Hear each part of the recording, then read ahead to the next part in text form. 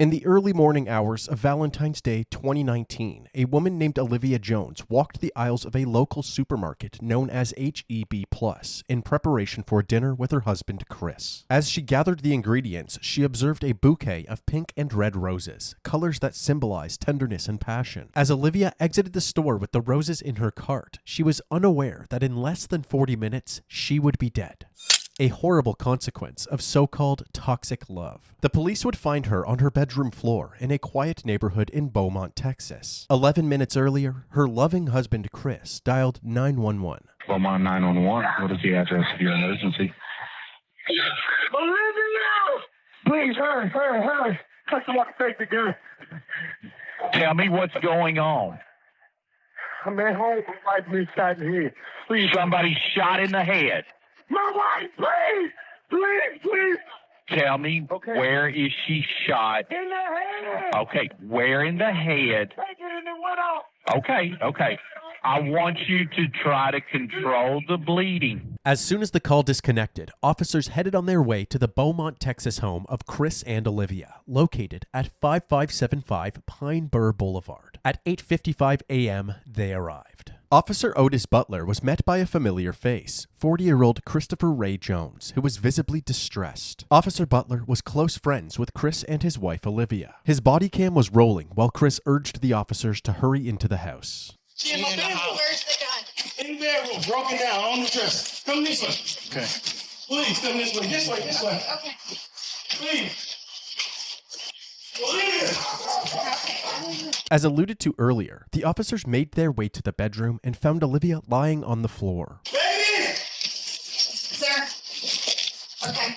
Step back. What's up, Mr. Butler? I tried to take it. Get his gun. Mom! Olivia was found face down with a gunshot wound to the back of her head. Astonishingly, she was still breathing. When the officers rolled her over, they discovered that the bullet had pierced through her right eye. The room she was found in was covered in blood, with spatter all over the walls. The paramedics arrived, and while they tended to Olivia, the police secured the area. Officer Butler had Chris walk him through the events leading up to the shooting. What happened? We had a disagreement. And I say, baby, if you're not working with me, you're working against me. I say, we've been doing this. My 19-year-old stepdaughter was 8. My 11-year-old was 1. I say, Olivia, we can't get it together. We can't be together. Okay. We got several. And I say, I just want a divorce. And her reaction was, she got the gun? I said, give me the gun. She like, I don't remember which hand. I'm like, give me that gun. What is you doing? Stop trying to scare me. I took it. So when you grabbed it, went off? She yanked. I grabbed it and she yanked back. And the gun went off. Okay. The gun went off.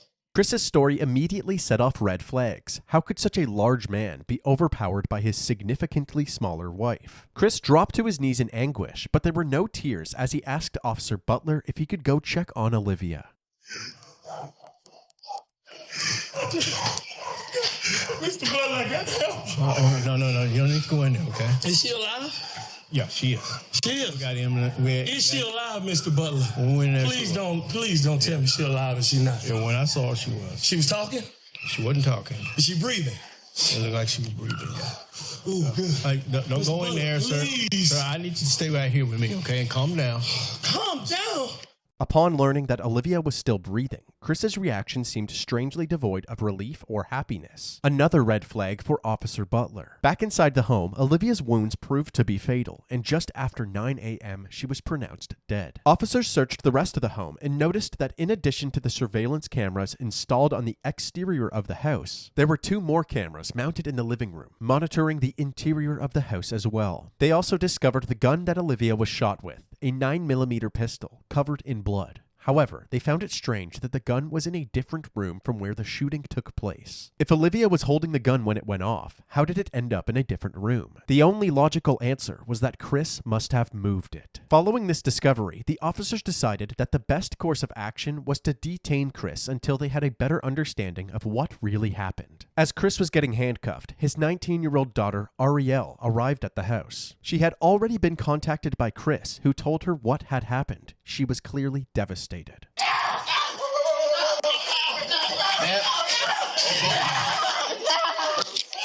There she goes. Go with this officer right here. While the officers tried to console Ariel, Chris was escorted to the back of a police cruiser. Lead Detective Mendy Freeman and Sergeant Yvette Barrero of the Forensics Unit arrived at the residence and were immediately caught up to speed. According to him, she grabs a 9mm in their bedroom.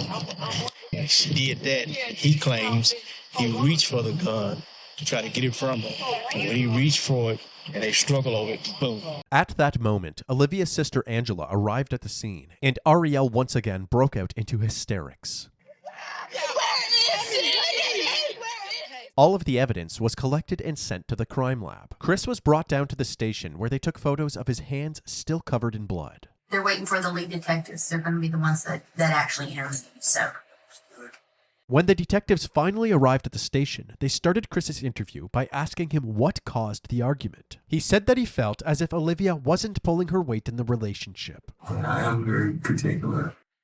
If you heard that, that's true. I am very particular. You strive for the best for people. I work really hard, and I don't make excuses for myself, and I don't accept excuses for anybody else. After telling her that he wanted a divorce, she went to the bedroom and grabbed the gun. what did you say? Wait a minute. You serious? Really? This is not going to solve anything.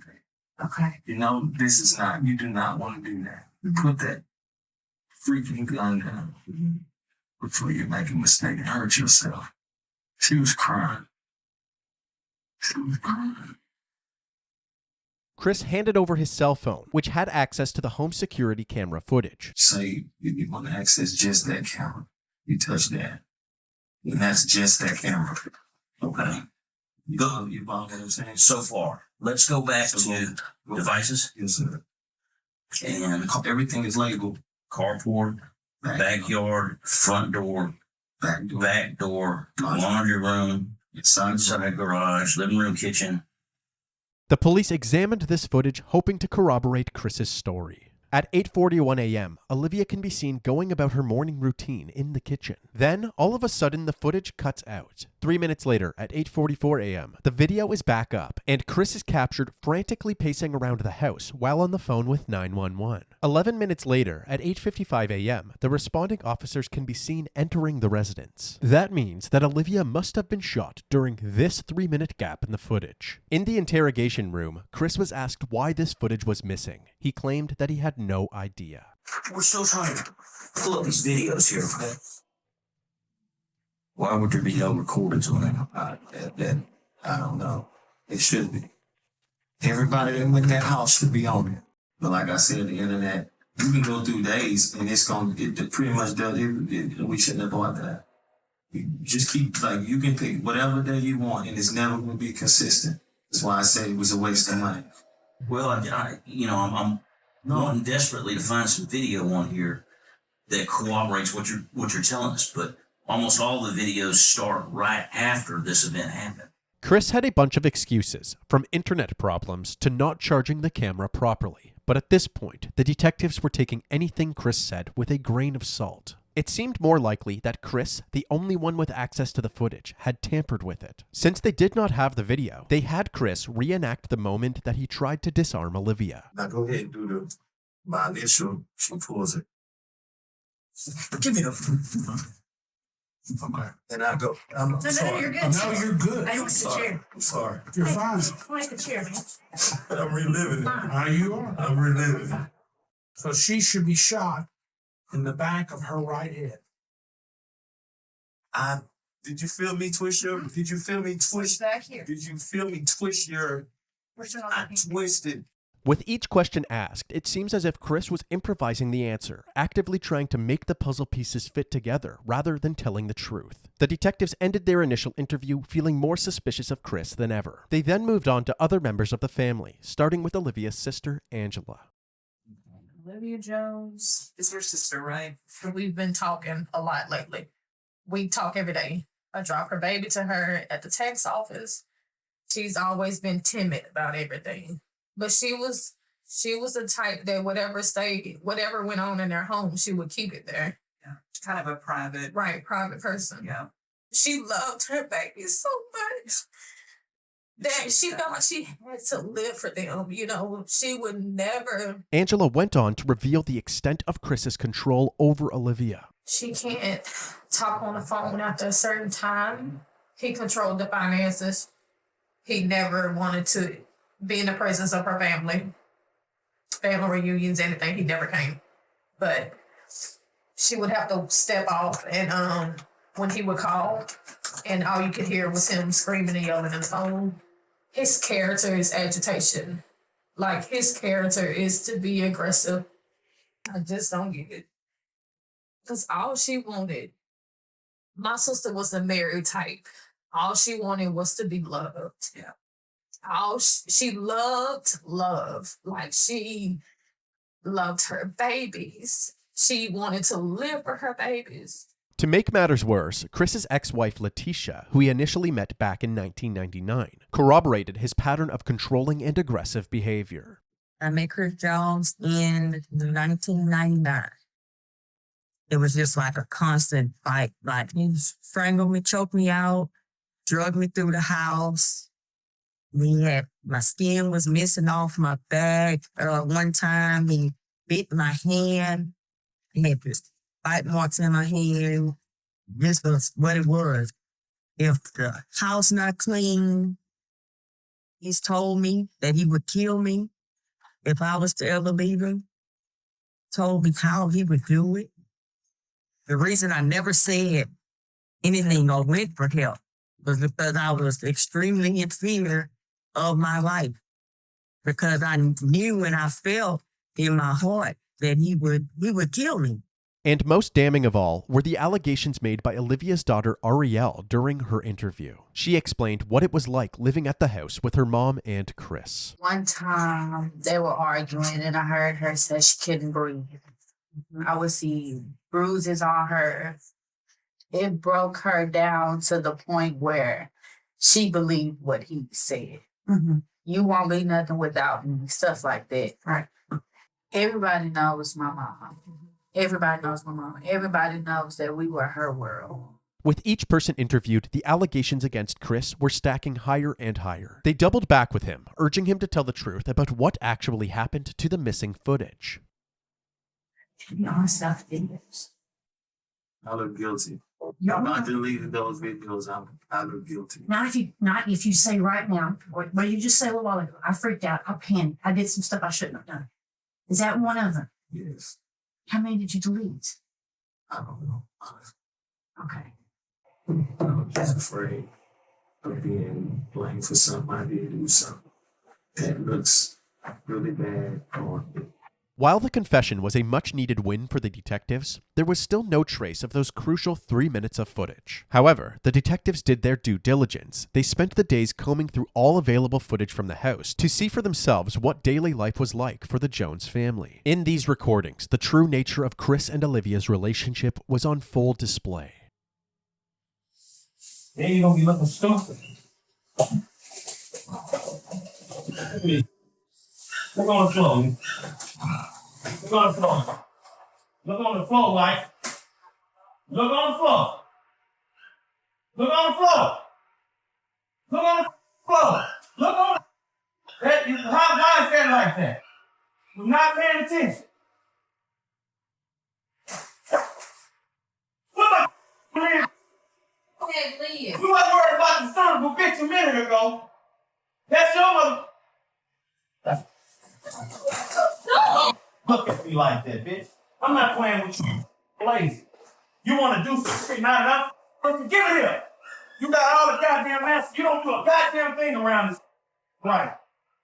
This your ass, bitch. That's clean dish. That's clean. I didn't want to. They fell on the floor, so I didn't want to reuse them. You look at it. You don't pay attention to what the fuck you doing. You all over the place, Olivia. You ain't got the chance to claim your food on the wall. Who you bringing now? Me. Harriet don't live here. It's you. It'll always be you. Chris would take any chance that he could to bully Olivia, constantly putting her worth into question, even humiliating her in front of her own daughter. When I got the show ass, you didn't have a job. You would collect unemployment. You just had off. If most men in this world want a woman that got what? You wouldn't be doing this if I wouldn't have got upset. You would have bagged that. Life would be so much easier for me if you start thinking. You do dumb because you don't think. This footage shed light on Chris's true colors and confirmed the allegations of abuse from Olivia's family. Detectives also looked into Chris's criminal records and discovered that he had a history of violent charges, including multiple assaults in 1996 and a domestic assault in 1998, which landed him in jail for a brief period of time. Even though they were still waiting for ongoing forensic analysis results, authorities believed that they had enough evidence to place charges against Chris. News this morning, a Beaumont man is now facing murder charges in a Valentine's Day shooting of his wife. Police say this man, Christopher Ray Jones, who worked as a correctional counselor at the Beaumont Federal Prison, killed his wife, Olivia. Chris was charged with first-degree murder and second-degree manslaughter in April of 2019. But unexpectedly, within 24 hours after being charged, he was released on a $150,000 bond and was put under house arrest with a GPS monitor. Now a man charged with murdering his wife is back at their home. 40-year-old Christopher Ray Jones was arrested and charged with shooting his wife in the face on Valentine's Day. His bond was set at $150,000. He paid and is now out.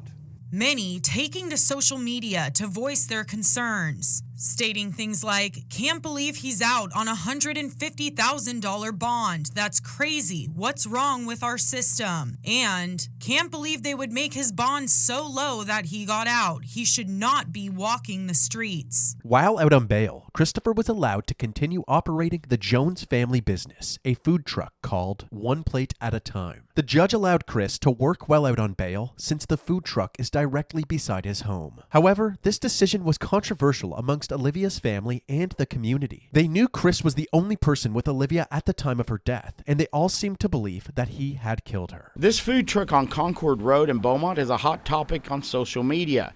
It's not generating rave reviews from many, but condemnation from a grieving family. I don't see how would anyone want to support someone who murdered their wife on Valentine's Day, which is a day that we are supposed to celebrate love.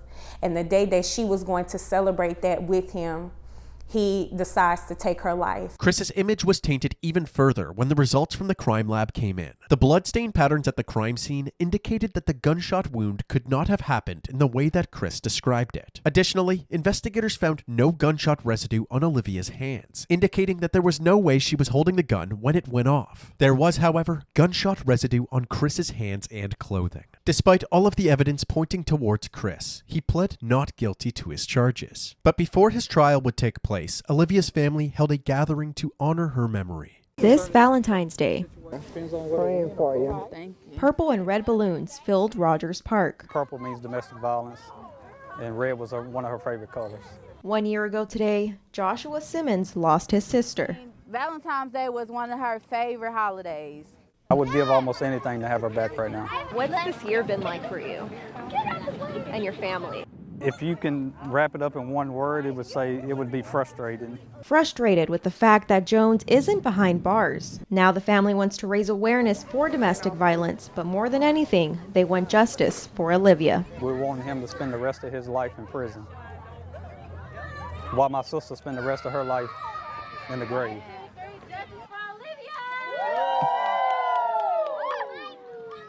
After finally having an opportunity to celebrate Olivia's life, her loved ones would once again have to face her death during Chris's upcoming trial. The courtroom was packed with family members from both sides. It had been over 3 years since Olivia's death, and despite the clear tension between the two families, they all wanted the same thing: justice for Olivia. Prosecutors Jimmy Ham and Mike Laird described Chris as an abusive partner with a violent past, and it was only a matter of time before something like this happened. Chris's defense attorney, Ryan Gertz, argued that Chris only grabbed the gun because Olivia was recklessly handling the weapon, putting both herself and Chris in a dangerous predicament. Forensic pathologist Celestina Rossi provided critical bloodstain analysis and confirmed that Olivia did not have any gunshot residue on her, contradicting the defense's claims that her death was merely an accident. The testimonies and evidence combined ultimately overpowered the defense team, and on February 8, 2022, Christopher Ray Jones was found guilty for the murder of his wife, Olivia Jones. 1,118 days. That's how long Olivia Jones's family says they've waited for this moment. The moment when Olivia's husband, Christopher Jones, was found guilty of murder. Olivia died at the hands of her husband on Valentine's Day 2019, and instead of spending a lifetime behind bars, we elected to agree with the state to a 30-year sentence because of the potential risk of, an even higher sentence. In exchange, Christopher waived his right to appeal the conviction. After the judge handed down this sentence, Olivia and Christopher's 2 daughters took the stand. Looking directly at their father, they described the impact of Olivia's death. The youngest daughter, who was only 11 when her mother died, said, quote, "I'll forgive you one day, but right now I can't." Throughout the trial, the prosecution described a history of abuse that finally blew up. Defense attorney Ryan Getz argued a different version of events. I think that we'll never know what happened in that room. Ultimately, my impression from the jurors is that they just didn't believe Chris's version of events, and that really only left the one alternative. This was an emotional day for Olivia's family. As they were leaving the courtroom, they were encouraging each other, saying, "Today was all about Olivia and she won." Christopher Jones is currently serving his sentence in the John M. Wynne Unit in Huntsville, Texas.